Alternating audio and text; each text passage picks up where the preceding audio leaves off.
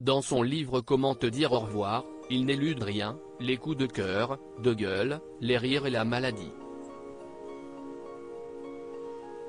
Fils aîné de Bernard Tapie, qu'il surnomme simplement Tapie, Stéphane Tapie vient de sortir un ouvrage captivant sur la vie de son père, racontant ses souvenirs, ceux de ses frères et sœurs ou simplement les épisodes les plus marquants de l'homme d'affaires, décédé en octobre 2021.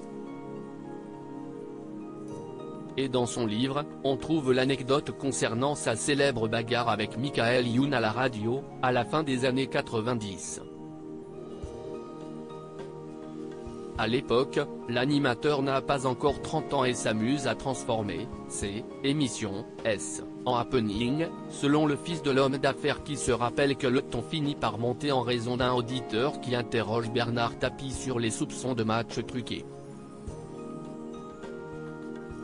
Et si est-il le futur acolyte de Vincent Desagna et Benjamin Morgan qui finira par mettre le feu aux poudres?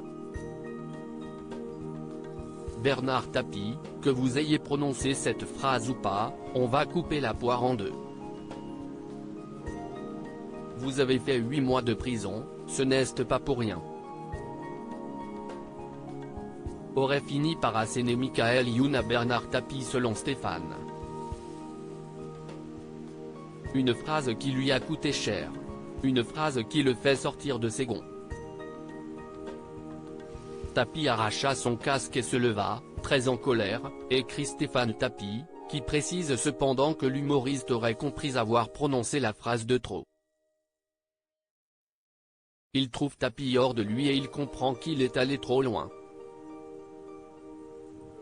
Désolé par la tournure que prennent les événements, il lui propose d'oublier cette question et de réenregistrer l'émission.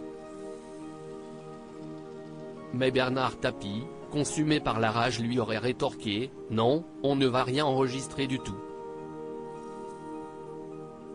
Ce que je vais faire, si est te casser la gueule. » Si Stéphane Tapie tempère en disant que l'ancien patron de l'homme aurait juste mis une petite claque à son interlocuteur du jour, Michael Youn, quant à lui, avait expliqué en 2020 pour une vidéo de Combini que cette baffe de Bernard Tapie lui avait coûté sa place.